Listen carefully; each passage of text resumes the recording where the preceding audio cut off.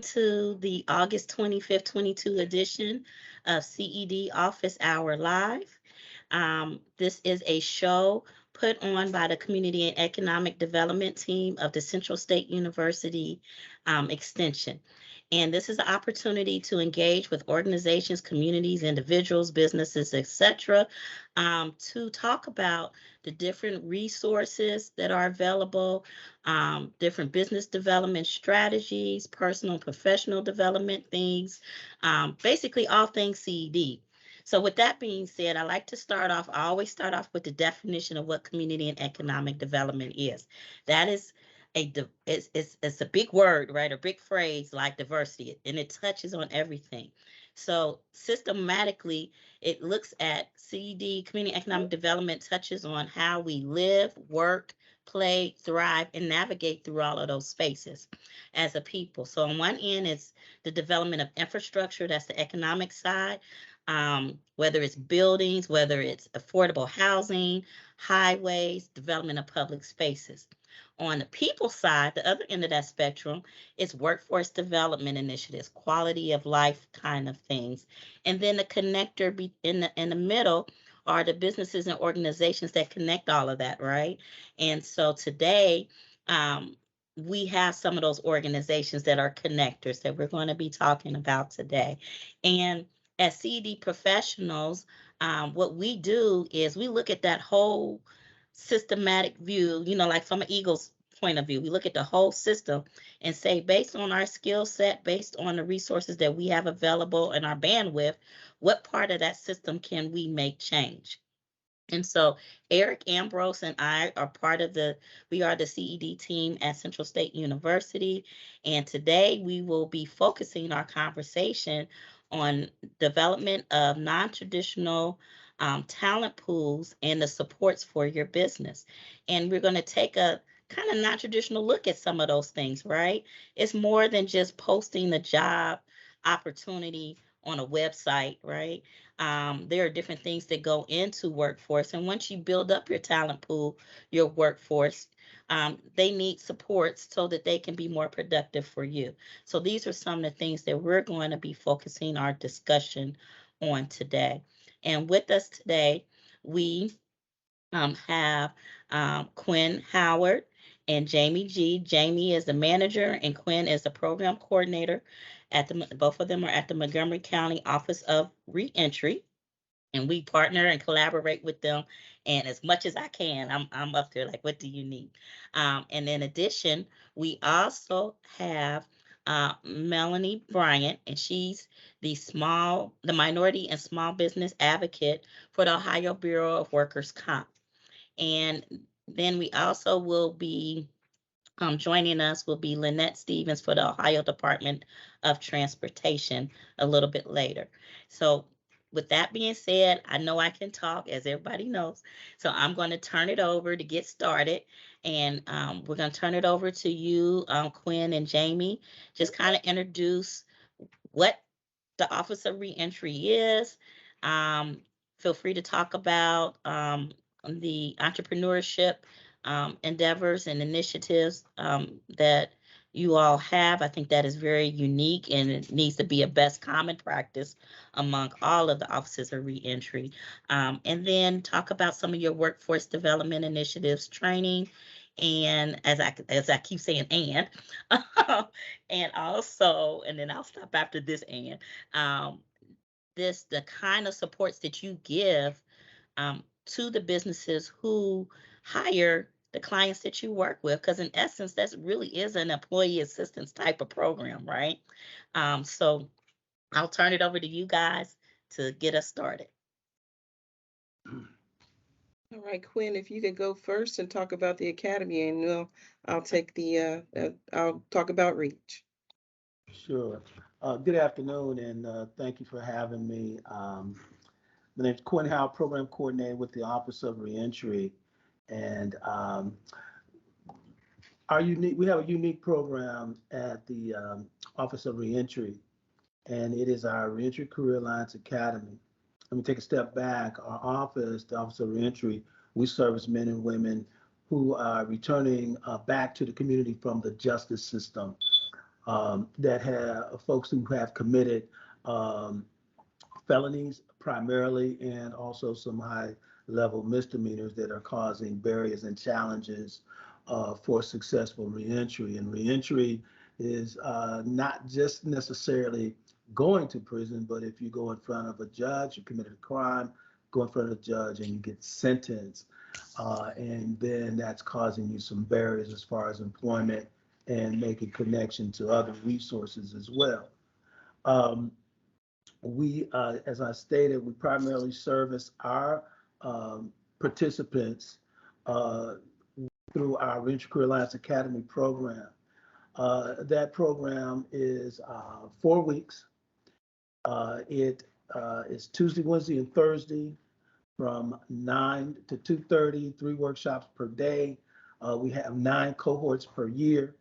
Um, and once our participants complete all of the programming workshops, then they are referred out to employer partners that we've established relationships with. Um, in order to get them developed and with what they need through our offender workforce development, that's going to be essential and critical as to their success. Now, in the Reentry Career Alliance Academy, the focus is on workforce development, or what we can call job readiness, but we also have a holistic approach whereby our participants are getting are engaging in workshops in other topics as well, with some of the other life skills that are needed in order to be successful. And I won't name them all. I'll just touch on a few. The ones that are important. We have financial management and awareness. There's violence prevention, victim awareness. We have an education matters workshops whereby our partners come in and talk about education and training opportunities as well, which is really important if they're looking to go get back into the workforce, but want to get trained in a specific area, such as getting CDLs or forklift drive, learn how to get the forklift training, or if they just want to go back to Sinclair and work on associate's degrees and things of that nature. So again, a holistic approach to workforce. We also partner with Ohio Means Jobs. They're good partners with us. So all of our participants are scheduled an appointment with the team at Ohio Means Jobs so that they can build their profile on that Ohio Means Job system. And so there's another set of resources when we look at job opportunities as well. One of the key things about our program as well is that we do a voluntary drug screen. And so some folks say, well, why do you do that? Well, most of the employers that are out there in the community are cautious about safety.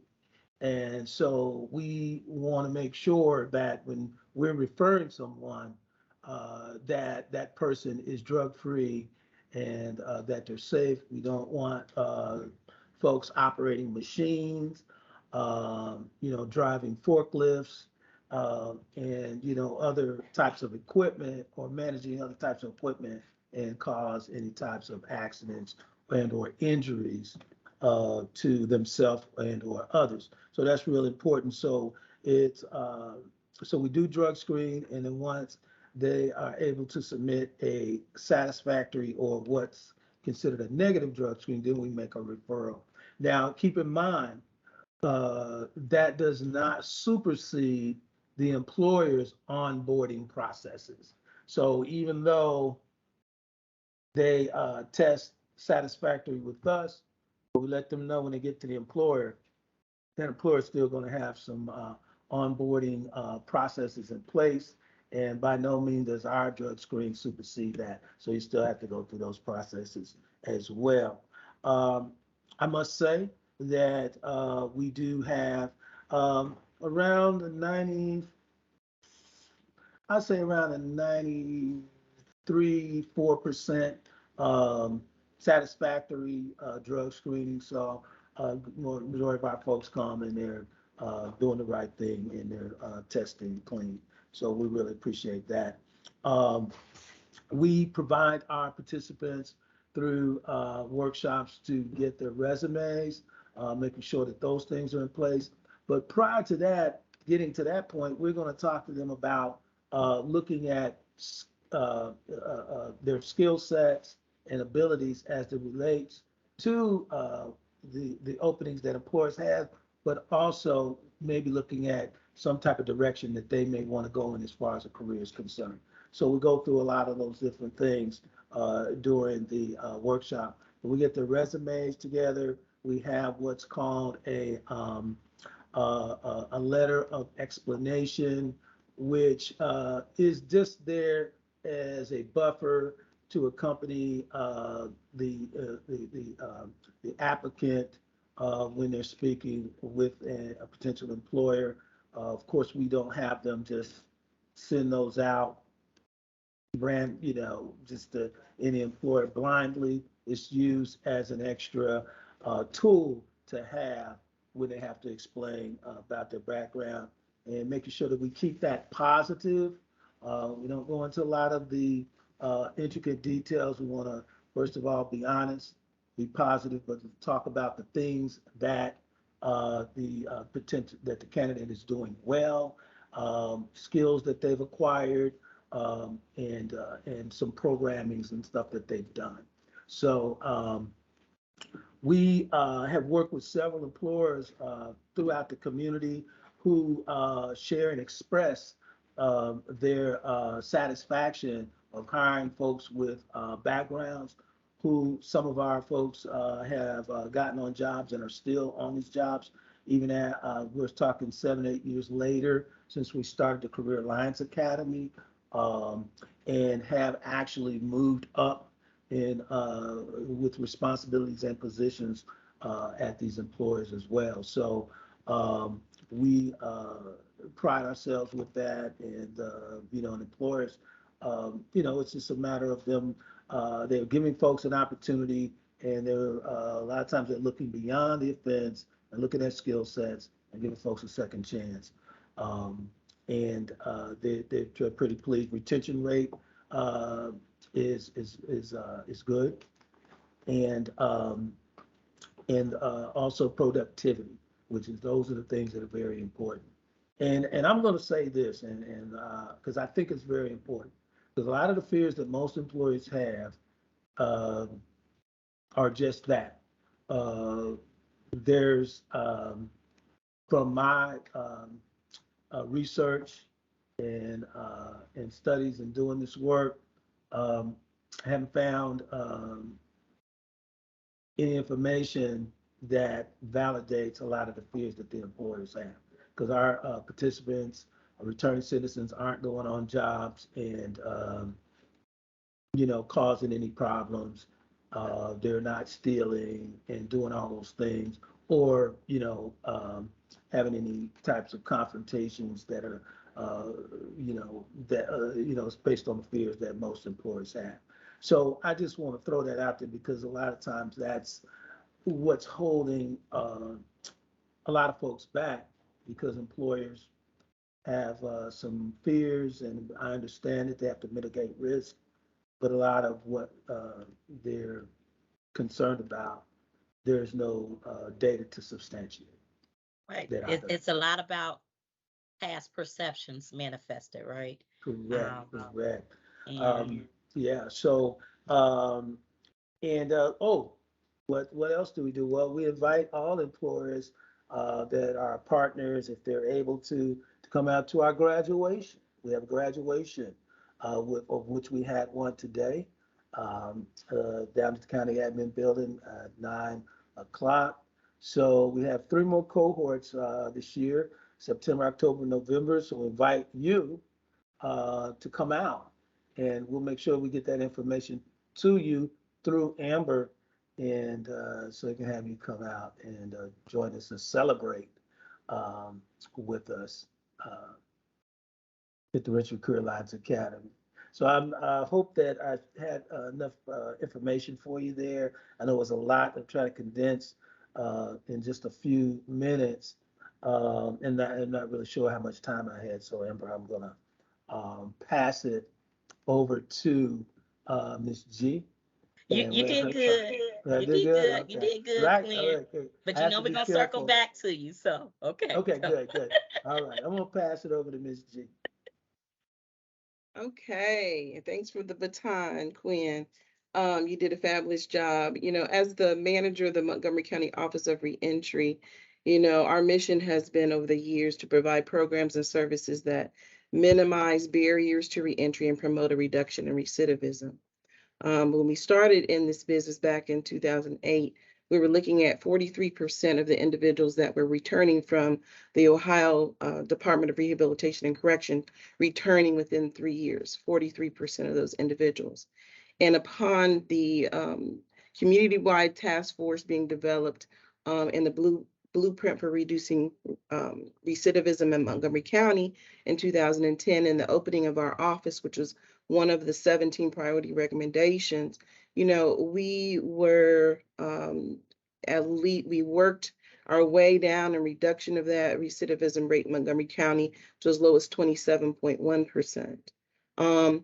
And so we have been committed over the last 12 years in the Office of Reentry to minimize those barriers. So as we're talking about the development of non-traditional talent pools and supports for your businesses, we believe in investing in people in the Office of Reentry. And as Quinn mentioned before, he talked about our signature Reentry Career Alliance Academy. And I'd like to just take a moment to talk about beyond the academy, what resources and programs that we offer, and particularly the REACH program. And REACH stands for the Reentry Entrepreneurship Assistance Cohort.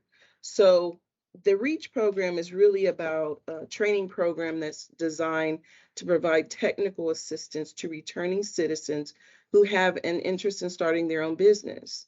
This is a comprehensive, it's a 6-week program. It's designed to teach new and existing entrepreneurs about the foundational tools necessary to help launch and grow a successful business. During the workshop, participants, they learn about business planning, market research, marketing, branding, sales, record keeping, things of those nature, finance, and how to create real value in their business. And the workshops really, when we started off the REACH program, it was funded in collaboration and in partnership between Jumpstart, which is the Key Bank Business Boost and Build program, our office, the Office of Reentry, and the Minority Business Partnership at the Dayton Area Chamber of Commerce. And so we've actually completed 2 cohorts. We started our first cohort during the pandemic in 2020. We had one cohort that year that was run. Initially, it was run on site, and then due to the pandemic, we had to shift and pivot to a virtual service delivery. We were able to graduate that cohort, and then in 2021, we had a second cohort as well, and that's when Amber Twitty joined us as a special guest host and special guest resource provider. And the workshops are actually facilitated by Don Eric Black. He is a consultant, a guru in this field.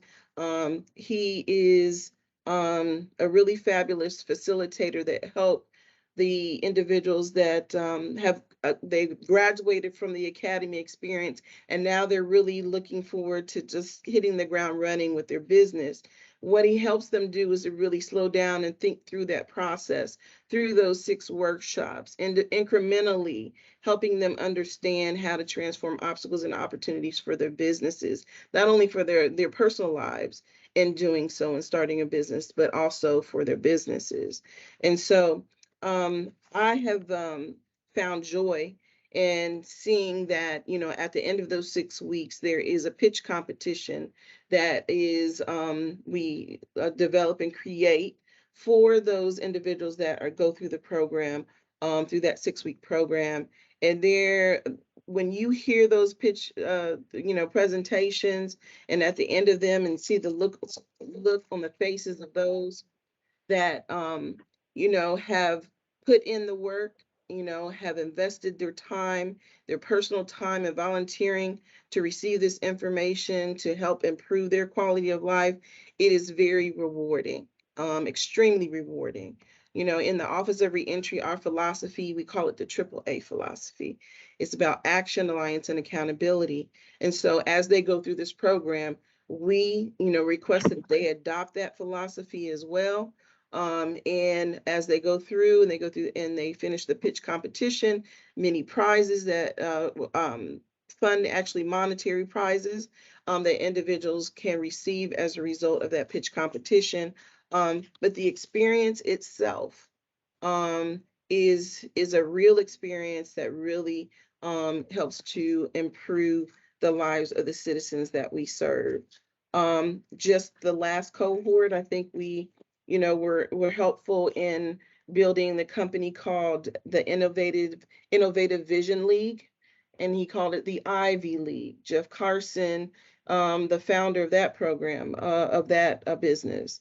Thomasina, she, you know, talked about, she developed her company called the Natural Essence of Hair, LLC. And then we also had a young lady, Takia, who took the competition. She was the first place winner with my sister's House of Productive Citizens Development.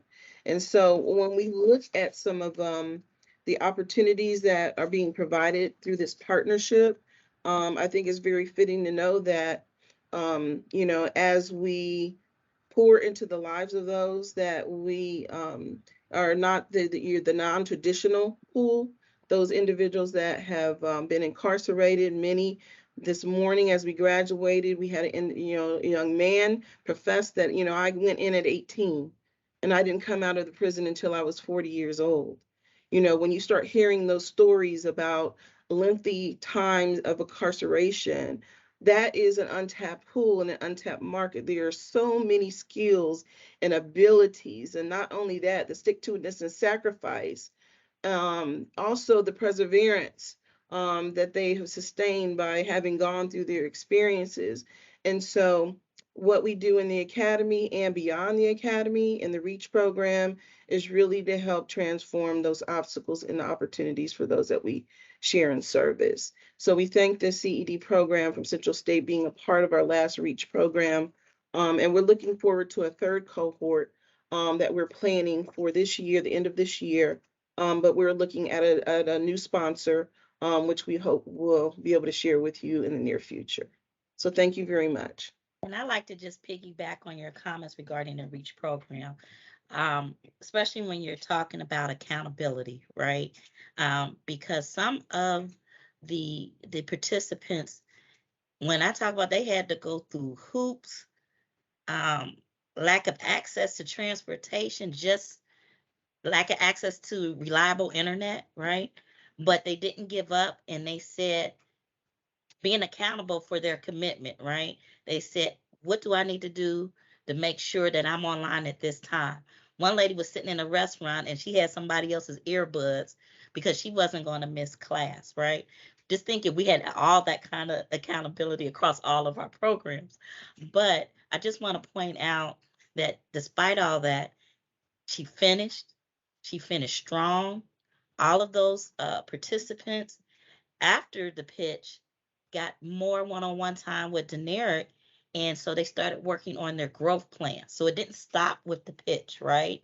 And they still call on all of us as they come up with different things in their business today. All of them are incorporated businesses. So that's impact. Not only did they change their immediate families, they changed their outlook, right? And all we did is help facilitate and say, here's a path to get to your goal. And I was just blessed to be a part of that. And another thing, the judges were so impressed with all of their pitches. it was only supposed to be one person getting a cash reward. And we were wondering, like, why is it taking them so long to deliberate? They raised some more money while they were deliberating to make sure each of the participants got some seed money for their business. So that's impact, right? That's a testament to the work that those individuals put in and their commitment and having action, alliance, and accountability. So I look forward to participating in the next round, and let me know how I can help with the grant part of it, because that's another hat I wear.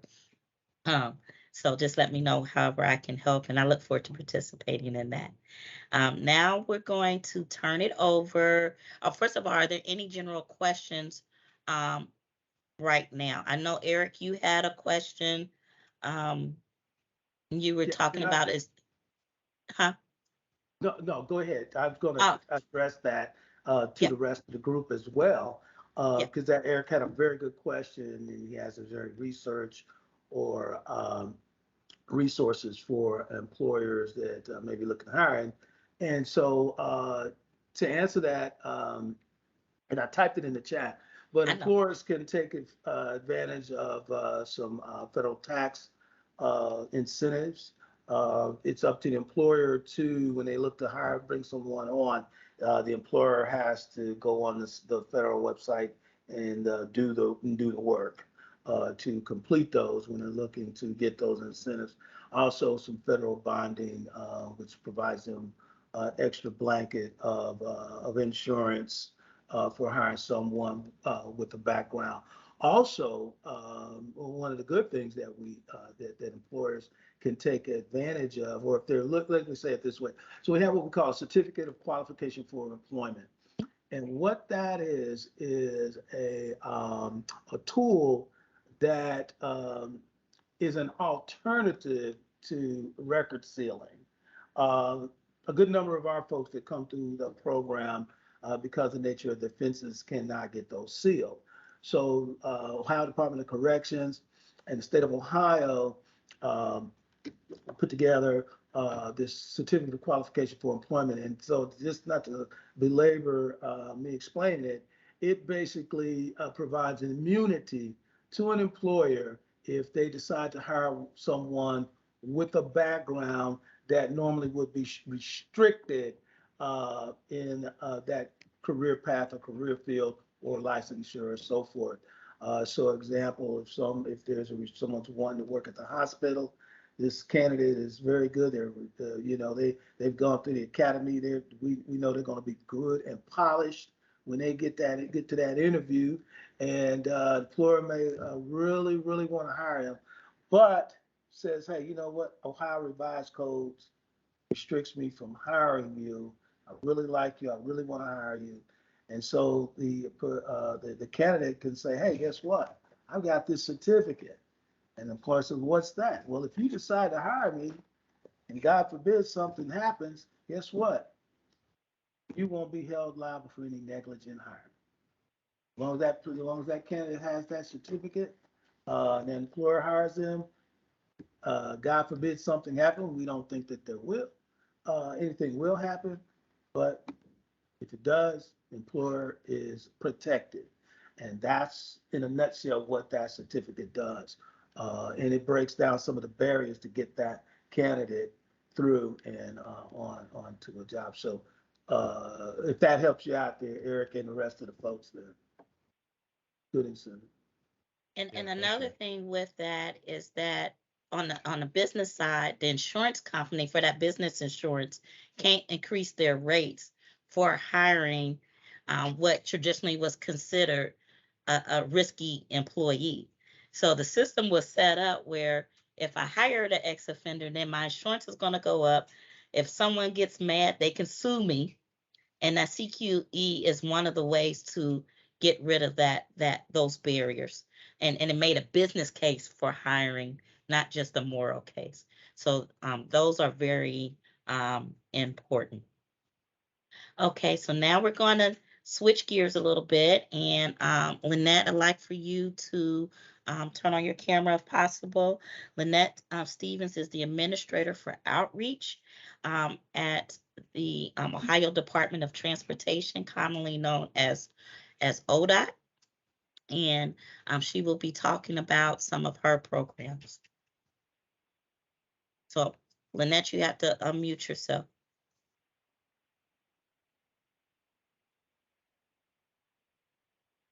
Is she unmute herself? Okay, there we go. Okay. I am in my parking lot. Okay, I'm okay. I mean, for I'm gonna turn my camera on just a second, but Okay. I'm gonna try to pull up my PowerPoint here. This is doing business with ODOT just generally, and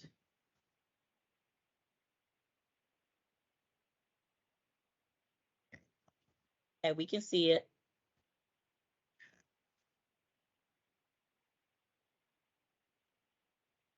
okay, I'll turn my camera on here shortly. I am in my car parking lot here. Oh, that's pull it fine. into a spot. Okay. Well, Lynn Stevens, as Amber said, with the Ohio Department of Transportation. If you are a business owner or know of a business owner, just some ways that you may be able to work with our organization.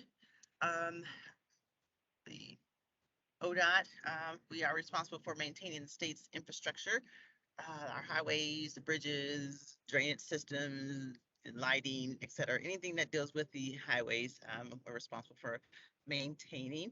And we provide easy movement of people and goods from place to place. To do that, we'll take care of what we have, make our system work better, and improve safety, enhance capacity. Just to give you an idea of our leadership here at ODOT, we have Director Jack Marchbanks and various other assistant directors for various areas. And just so you know, ODOT, we have like 12 districts. We divided the state into 12 districts. We're the second largest state agency with just over 5,000 employees. I'm with the Opportunity, Diversity, and Inclusion Division, and in that division, we have 3 offices. The Office of Economic and Business and Economic Opportunity, led by Deborah Green, and they handle all things related to DBE certification. So if there's any small business owners on the line, that's a way that you can get in on our ODOT projects, becoming a subcontractor. And also we have Office of Civil Rights Compliance that does all of our compliance for our federal programs. And then Office of Outreach, that's where I reside. And we have myself and 4 outreach managers across the state who do outreach to businesses, just letting them know where they may fit in. We do educational workshops, events, etc. And we help with the workforce diversity inclusion. We have percentages on our construction projects, on the heavy highway projects, female and minority workforce requirements by the federal Department of Labor. And so we help to enforce those and monitor, I should say, those requirements for females and minorities on our projects. And ways to do business with ODOT. Construction is one area. So we have on the heavy highway projects, all kind of opportunities. Again, the best way for a small business to get in to ODOT is to become DBE certified or SBE certified or EDGE certified, because we put goals on projects, and then you as a subcontractor can help a prime.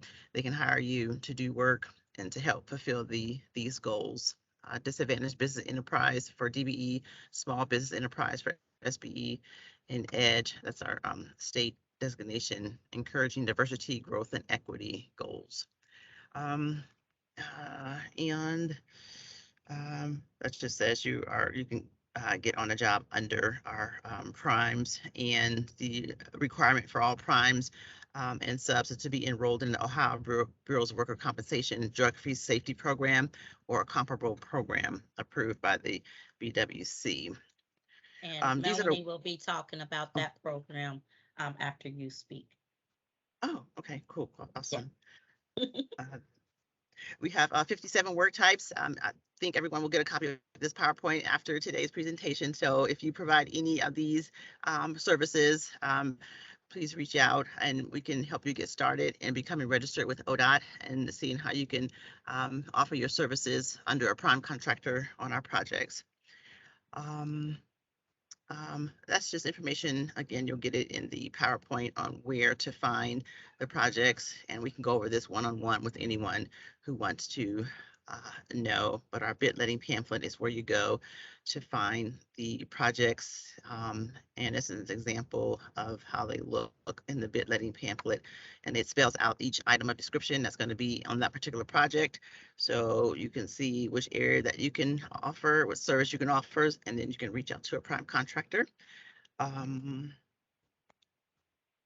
And to find like a prime contractor who may be interested on a particular project, we have bid documents listings, and we have a column here for plan holders, proposal, addendum, and plans. So those are the main columns you would use. And if you were to click on the plan holders list, you'll be able to get a list of the primes who have purchased the plans. So they may intend on bidding on a project, or they may not bid, but they are interested. They're going to decide if they will bid or not. But that's how you find a prime contractor for a particular project who you can reach out to. But we can also help you find just contractors generally and introduce yourself. We have a list of contractors. Just the proposal, it outlines all the requirements for each project. So that's an important document. The plans, here are the plans.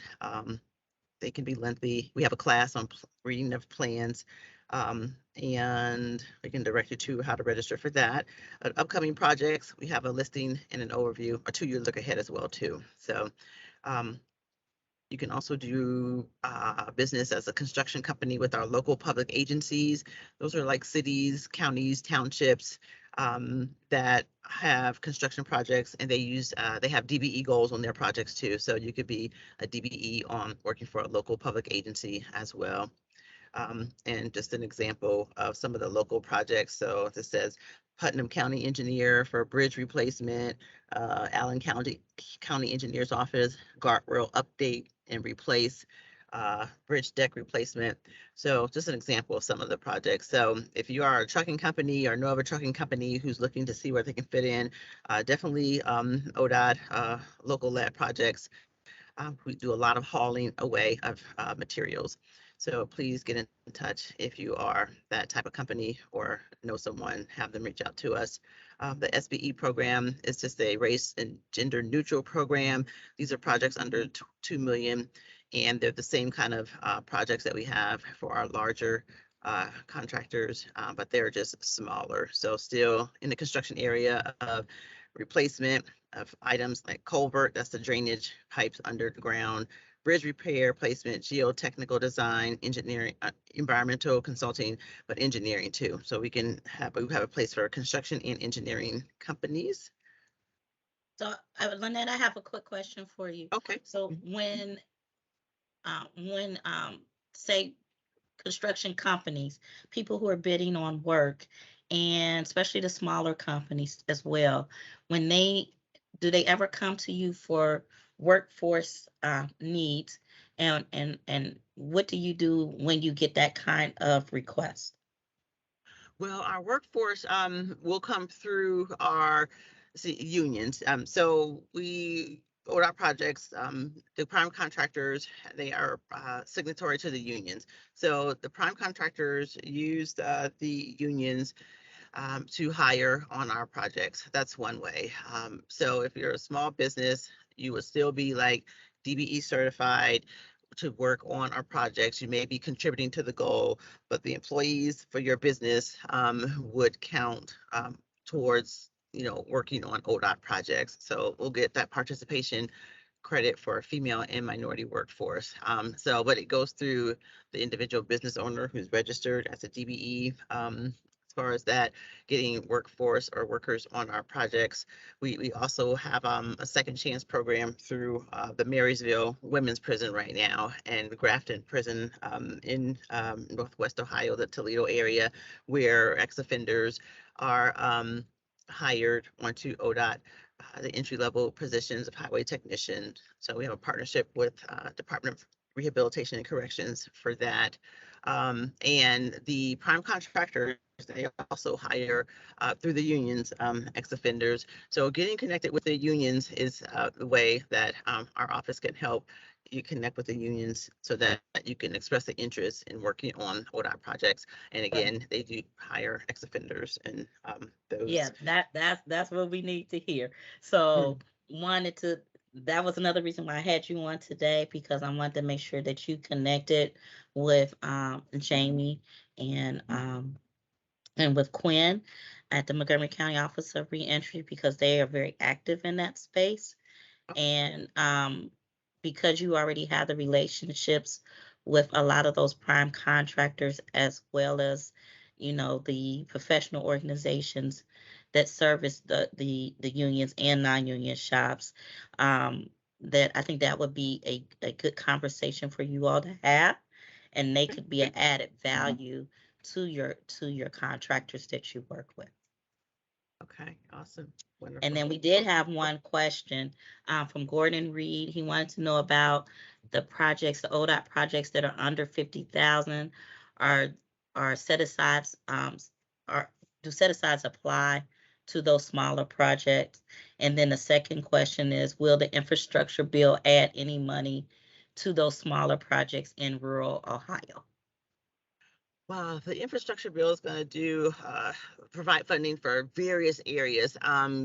One way is increasing electrical charging stations, increasing access to internet access in the rural areas, the broadband access. And one other way, a big, huge way that Ohio is applying for a grant through the infrastructure is our Brent Spence Bridge project, which is in Cincinnati. It's going to be a $2.8 billion project. So that's where in Ohio, most of the infrastructure funds are going to go towards this one bridge project in Southern Ohio. As you know, it connects Cincinnati, Southern Ohio to Northern Ohio, Covington, Kentucky. So there's going to be a lot of potential for jobs and minority business involvement on there. But again, connecting with the unions. So we're starting to talk with the unions, trying to let them know that we have organizations there in the Cincinnati area who can help with recruiting some individuals to work on our projects. So we wanted to make connections. We're going to have like a career fair with those organizations, and we can connect with Jamie as well, definitely for that. So yeah, for Ohio, the bipartisan infrastructure bill definitely is going to go a lot towards that Brent Spence Bridge project. So absolutely. Yes. And 50,000 and under the projects. Those are more so not the construction. Construction, they tend to be over 50,000. We have under 50,000 are goods and services. So those are opportunities as well. And it's in my PowerPoint.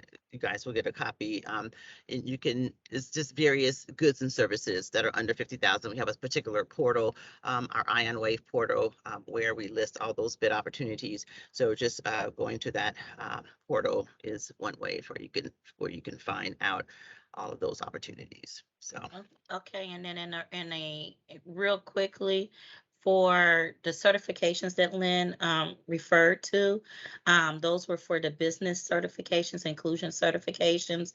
DBE is Disadvantaged Business Enterprise. That's a federal program that is administered by each Department of Transportation in each state, as well as airports. So even if you don't do highway type of construction, but you provide goods and services, that is a way for your business to get into maybe an airport, right? Because they have retail space. So that's another way to look at that. And the EDGE program is part of the state of Ohio's inclusion certifications as well. So because of time, I'm going to switch gears one more time and allow Melanie to come on and talk about your workforce development program.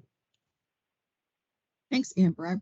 I apologize for not being able to have my camera on. I know, but you worked it out. You worked it out. I did. My computer isn't liking the camera, so at least hopefully my picture is up. My name is Melanie Bryant. I'm the Minority and Small Business Advocate with the Bureau of Workers' Comp, And I've had the pleasure of working really closely with Amber, just trying to figure out whatever her customers and her clients need, what can I provide for them? One of the main things that I think before I talk about one of our new programs is just that we as an agency, I've been doing this for 30 years. Most small and minority businesses, unfortunately, don't know what compliance is when it comes to our agency. The most important thing is to understand if you have one or more employees, you must have workers' compensation coverage. And I love my small businesses, but just because you call someone an independent contractor doesn't necessarily mean that they are.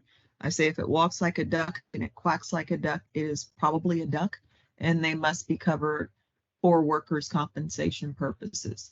If it is just you, you are not mandated to have workers' compensation coverage. But one of the most important aspects of our system is that we are monopolistic. And that means in the state of Ohio, if you were hurt while you were working, no one else can or will pay for any injury that occurs while you're working except for our agency. So by law, your private health insurance, Aflac, Anthem, Progressive, all different types of insurances that we think about by law in Ohio, because workers' comp is monopolistic, cannot and will not pay for it. I do want to touch on our new program, relatively new program. It's our substance use workplace and recovery safety program. We give things lots of names, lots of words too. I just call it SIR. And basically that program is for any employer who has a second chance drug testing policy within their drug-free policy. So basically, as long as an employer says, if an employee tests positive the first time, we do not terminate, then they are eligible to receive from us reimbursement for the development of their policy, the annual update of their policy, all of their drug testing, and employee and supervisor trainings as well. And obviously there are caps, but most employers are falling within our caps as we look for anyone, as employers apply for this program and apply and submit for reimbursement of the program. So in general, if you are an employer who's thinking, I don't know if I can afford this drug testing, or I'm going to have to hire an attorney or an organization to put together a policy, our SIR program provides that you will get reimbursed in most cases for most of those situations. So it is a way for you as an employer to ensure that you're not turning individuals away. We all know how hard it is to get people and keep people. And oftentimes employers say, you know, I really don't want a drug test because it really keeps me from hiring people who may test positive for marijuana. In having a second chance for those individuals, you still have the opportunity to provide employment and also know that the costs that are incurred within your drug-free policy are reimbursable by us as an agency. So we're trying to do the most we can to ensure that employers in Ohio can get the help that they need, because there is a shortage of employees out there. So that's just a program that I'm very excited about. My unit, we are heavily involved in that program, and it feels good to give money out to employers who are trying to do the best thing when it comes to their communities and hire as many people as possible. So I'm going Thanks, to Amber. I'm going to give a shameless plug real quick. Melanie and I will be doing some workshops on the program she just talked about and other incentives that are available to Ohio businesses regarding workforce, right?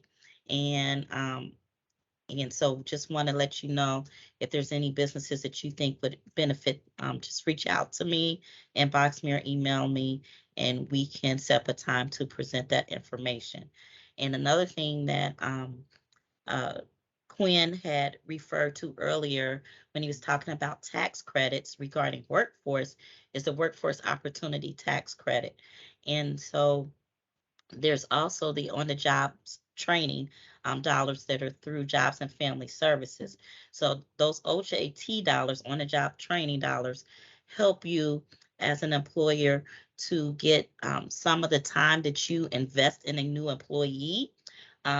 you can get some of those monies reimbursed. So that reduces that risk up front, right? And then you have, say, Montgomery County Office of Reentry. If you're hiring someone with a record or ex-offender, you they provide some additional supportive services for those clients if you hire one of those clients. So you're getting all these supportive services that reduces risk. And then on the back end, if you keep that employee, then there are state programs, like I said, that can help you for continued training in certain areas down the road. And then you have the Workforce Opportunity Tax Credit, also known as WOTC, as a one way to get up to $2,500 credit on the back end on your taxes. So that's why this whole session is important, so that you can look at the different ways, supports and resources that are available to you just by taking the time to hire and onboard people correctly. Quinn, did you have something else that you'd like to add? I know you do. I did, but I kind of lost track of what I was going to say, so I'm going to go ahead and pass for now. Okay, we'll just jump back in whenever. And then Melanie, did you have anything else you wanted to add? No, I just wanted to make sure I gave enough time for anyone who has any questions to ask their questions. But thank you, Amber. Okay. Do we have any questions in the audience or from the CED team?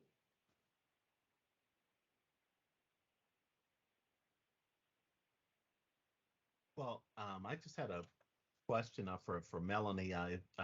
Could you explain a little bit more detail about the I think you mentioned if a business is has like a single owner, it does not. There's an option whether or not to provide workers' compensation. Yeah, if you are a sole proprietor, if it's just you and you do not have employees, you are not mandated by law. Any employer who has at least one or more employees must by law have coverage. But if it's just you and you don't have employees, you are not mandated. But the most important aspect of choosing not to elect to have coverage for yourself in the case in which you don't have employees is understanding that if you get hurt while you're working, then that bill is your bill. So I, get calls from consultants who say, I sit behind a desk, I'm sort of an IT consultant on my own. Do I need workers' comp coverage? In general, probably they don't. I cannot advise them as to whether they should or shouldn't have coverage. However, I will sometimes have employers who say, it's just me, but I deal with true independent contractors. But if one of them says they can't make it, then I fill in for them. And that means I'm up on a ladder, I'm out in the field. Those individuals should probably consider getting workers' comp coverage because, as I said, you say hurt and work in the state of Ohio, there is no other recourse outside of our agency. And I think most people think, I've had women say, oh, my husband has health insurance, or the husband will say, my wife has health insurance, not understanding and realizing that your health insurance cannot, in the state of Ohio, pay for any injury that occurs while you're working. So it's an automatic denial. And ultimately, you're looking at someone who has, worst case scenario, you're talking about missing work, doctor visits, surgeries, prescriptions. No one is permitted by law to pay for that if they did not opt to get workers' compensation coverage.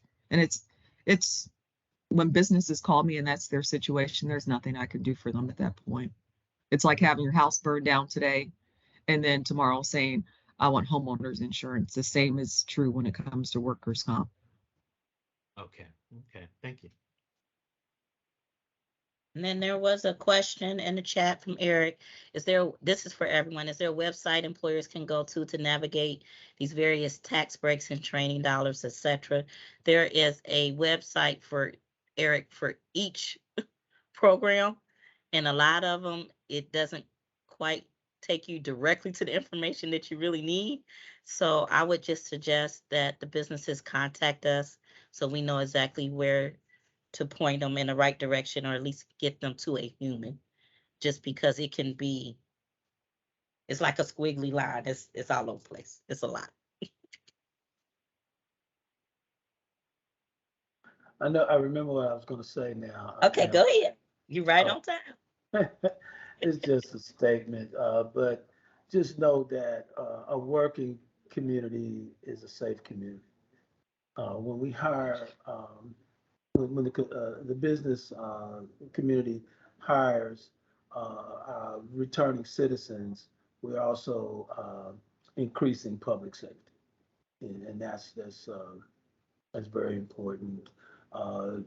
Experience shows and study shows that returning citizens that come home and become productive through work tend to decrease their probability of returning back. So, and also committing other crimes. Just wanted to share.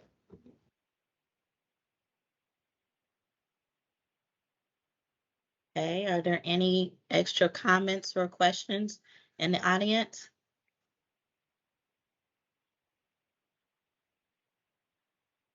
Well, I guess one thing I'm wondering about with the research, and you mentioned this a few times, Quinn, like, oh, it would be great to have some of those, like, okay, X% of so-and-so, when if I'm talking to an employer, I can say, here's the reality. I know your perception is this, but here's the reality from research. Is there a paper that you'd like to cite that, data from, or That you can send us? You're muted, Quinn. Sorry about that. I can send you some kind of testimonial data that we've had from one employer in particular who had we hired returning citizens, and when he compared it to so he had like 30% of his workforce at one time was returning citizens, and and then then the rest were people from outside of that, and the retention rate for the returning citizens was 50% higher Hmm. than it was for folks that just were hired off the streets, didn't have backgrounds or whatever. So I think that's the kind of numbers you're looking for, right? Yeah. Yep. So yeah, we can probably come up with a little something that we can provide for you on that, and then get that kind of information to you. So we talk to an employer, you can share that with them. Yeah, absolutely. That would be greatly appreciated. So I would also like to take this time before we're coming up on our time for each of our speakers to kind of give a closeout statement. And feel free, if you have any upcoming events or program opportunities, feel free to state it. So we'll start with you, Jamie. Okay, well, I'll try to keep it short and hopefully I don't rain on Quinn's closing remarks, but we are starting a new cohort. We just had orientation yesterday for the Reentry Career Alliance Academy. So next Tuesday, we hit the ground running with a new cohort 7. So if you know of individuals or within the community or that serve restored citizens, returning citizens, please send them our way. Our doors swing on open hinges, and we're looking forward to serving them. In addition to that, just in general, the Reentry Career Alliance Academy, not only do we believe in other services that we provide, but there are 91.3% of those graduates, and we have served 723 graduates since 2015. 91.3% of those graduates have stayed and maintained life on this side of the fence.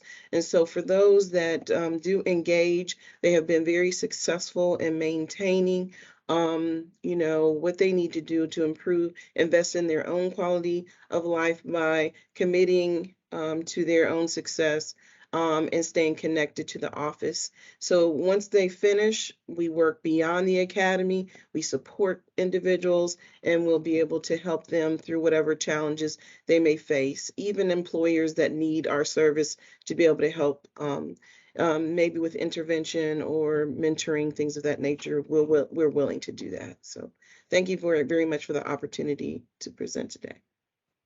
All right, Quinn. I know that's hard to follow, but you can do it.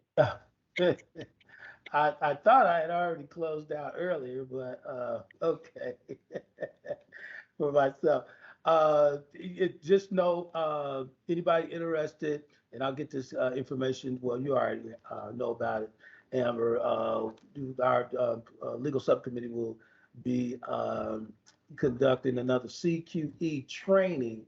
So it's training folks in the community to assist those that need to apply to get a CQE. So we'll be set alongside them to help them with that process. But there's a training, we'll probably put that on probably sometime October or November. And then also there are employment subcommittee coinciding with the, working alongside with the a legal subcommittee. There's the driver's license reinstatement clinic that's September 30th at the Dayton Public Library. So we do have some activities, and these are all things that help our participants when, with their job search and getting them prepared for employment. Driver's license are very critical in that. So just wanted to share that. That's it for me. All righty, and Miss Lynette Stevens.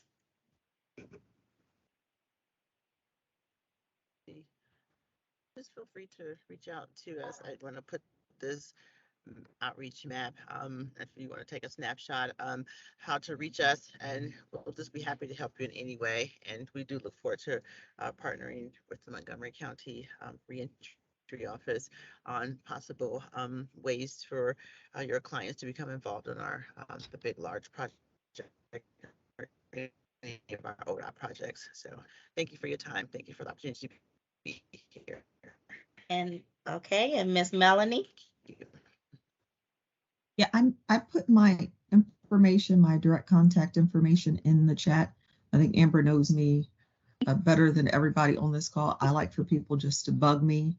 It's not that the call center can't help you with your questions, but I've been doing this for 30 years. So typically I don't have to bounce you around to other people. I can usually just help you within a couple minutes and be done with it. So please just use me. Email is always the easiest way for me, but you can call me.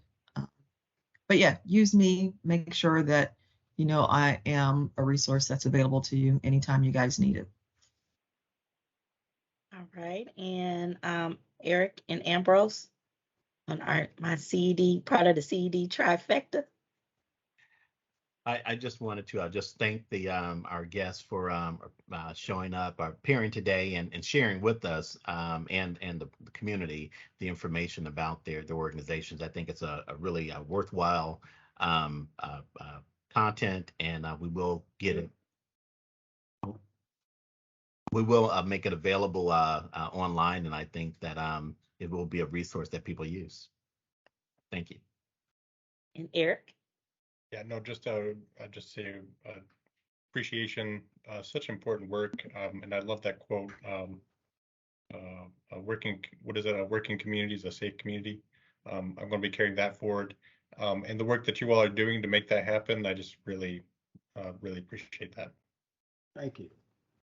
And I personally want to thank all of you all for joining us today, and all of our speakers for engaging with us and letting us know the awesome things that they are working. And as you see, a lot of the work that they do, even though they didn't say it, you can feel that this is mission work, right?